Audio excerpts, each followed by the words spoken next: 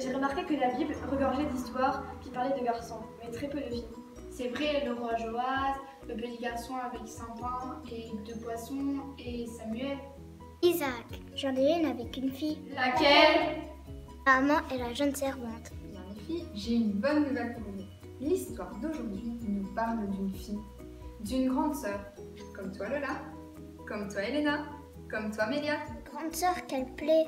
C'est vrai, Malia. Moi aussi, je suis la grande sœur de 2 frères et une sœur. Et je trouve ça plutôt cool. Bref, voici l'histoire.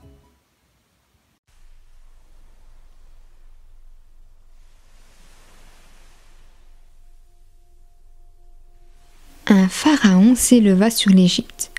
Il dit à son peuple: « Voilà le peuple d'Israël, les Hébreux qui forment un peuple plus nombreux que nous et plus puissant que nous.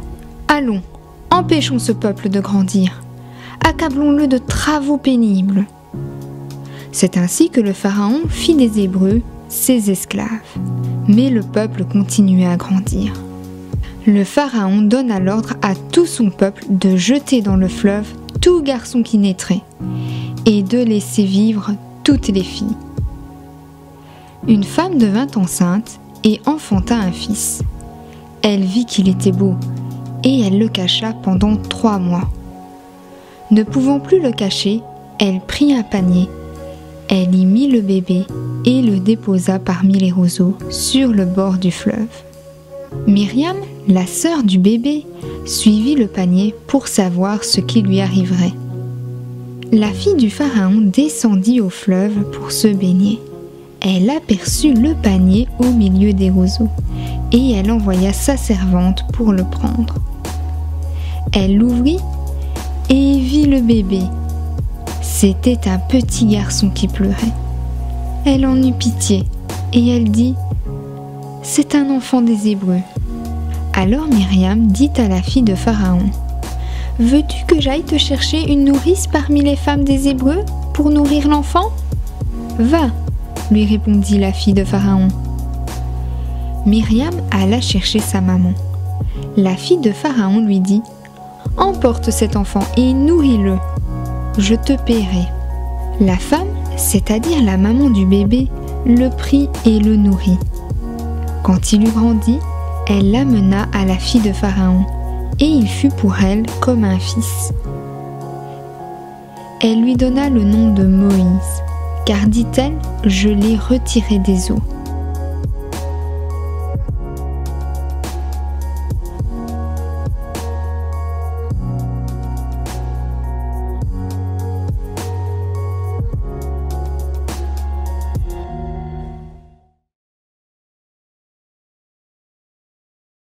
Être un garçon vivre à cette époque, c'est pas top.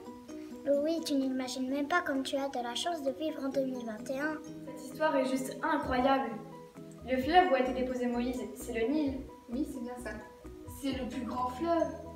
Oui, avec l'Amazone. On a vu ça à l'école il n'y a pas longtemps. Il fait 6700 km de long. Ah oui, quand même. On imagine toujours Moïse dans un panier sur une petite rivière. Mais non, en fait. Comment Myriam a fait pour le suivre? Ça, la Bible ne l'explique pas. Mais ce que l'on va retenir, c'est que Myriam a décidé de suivre le panier pour voir ce qu'allait devenir son frère. Et elle a bien raison. Oui, Myriam a pu suivre son frère et voir où il aboutissait. Dans cette histoire, on voit que Dieu a vraiment veillé sur Moïse. Il aurait pu lui arriver plein de choses. Être mangé par un crocodile, ou un hippopotame, ou noyé. Oh, quelle horreur! Myriam a aussi été cette grande sœur qui a veillé sur son petit frère. Elle avait quel âge, Myriam? Ce n'est pas écrit dans la Bible, mais on pense qu'elle avait 10 ans. 10 ans! Et oui, les enfants! Elle n'a pas seulement suivi son frère, elle est aussi intervenue auprès de la fille de Pharaon. Je n'aurais jamais osé faire ça. Moi non plus. Grâce à son courage et sa bienveillance envers son frère, elle l'a sauvé, même si Dieu veillait sur lui. Moïse a pu être élevé par sa famille pendant quelques années, avant de vivre chez Pharaon. Mais surtout de sauver le peuple de l'esclavage. Mais ça, c'est une autre histoire. Merci Minnie de nous avoir rappelé qu'être grande sœur c'est aussi important. Salut le moniteur du jour, Patricia. Bonjour les enfants, bonjour Elfie. Je suis contente de pouvoir vous parler aujourd'hui. Je vais vous dire que vous me manquez tous beaucoup. que j'ai vraiment hâte de vous revoir tous ensemble et pour vous donner envie de revenir à l'école du dimanche lorsque ce sera possible. Je voudrais vous présenter un bouquin que j'ai trouvé où il y a du bricolage. Je sais que vous aimez bien faire du bricolage. Donc on pourra, dès qu'on sera de nouveau en présentiel, on pourra faire déjà ce bateau-là. Regardez, j'ai fait une petite esquisse. Il n'est pas complet, mais regardez ce qu'on pourra faire avec ça. On pourra même faire ensuite une baleine qui représente le poisson qui a mangé Jonas. Je ne sais pas si vous vous rappelez de l'histoire, si vous la connaissez. En tout cas, si vous venez à l'école du dimanche, vous la connaîtrez parce que je vous la raconterai.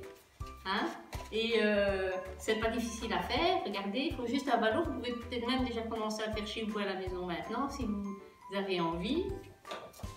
Et je vous dis à très bientôt. J'espère que vous écoutez bien aussi toutes les histoires d'Elpi et que je vous donne rendez-vous sur le site de YouTube. Vous allez pouvoir retrouver toutes ces histoires et lorsqu'on se reverra en présentiel, eh bien, on pourra se les raconter tous ensemble et se les rappeler et rappeler aussi ce que ça peut nous apporter tout au long pendant ce temps de confinement. Voilà. Au revoir. Au revoir Elpi. Merci Patricia. On a deux informations importantes pour vous ce matin. La première information, c'est un concours de dessin Que représente Pâques pour vous. Vous pouvez l'envoyer par mail ou à l'adresse ci-dessous pour le samedi 3 avril.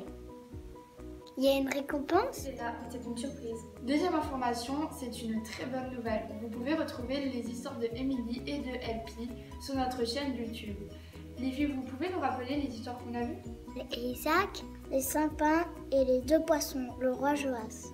Les enfants de Bingoma, Naaman et la jeune servante. Mais aussi celle de aujourd'hui. Bon, on se retrouve la semaine prochaine et on vous embrasse bien fort. Bonjour les enfants. Bonjour Émilie. Bonjour Elpi. Bonjour à vous tous qui nous regardez. Dis-moi Émilie, dans la Bible, il y a beaucoup d'histoires de garçons, mais très peu de filles. Non, c'est pas ça. Enfants. Bonjour Émilie. Bonjour Elpi. Bonjour à vous tous qui nous regardez. Dis-moi Émilie, j'ai remarqué que la Bible regorgeait d'histoires qui parlaient de garçons, mais très peu de filles. Ah oui, c'est vrai. Le roi Joas, le petit garçon avec les 5 pains et les 2 poissons, et Samuel, c'est ça ou pas? Ah oui, c'est vrai. Le petit garçon avec les 2 pains. Son visage. Myriam a pu voir ce... Myriam a pu suivre son frère. C'est ça aussi? Ah, mais Mais. Elle n'a pas seulement suivi son frère, elle est aussi intervenue auprès de la fille de Pharaon. Je n'aurais jamais osé faire ça. Moi non plus. grâce à son courage et sa bienveillance envers son frère, elle l'a sauvé, même si Dieu veillait sur lui. Moïse a pu être élevé par sa famille. Merci Patricia. Merci Patricia. Merci. Oui Elena, mais c'est une surprise. Deuxième enfant. Samuel et Isaac, le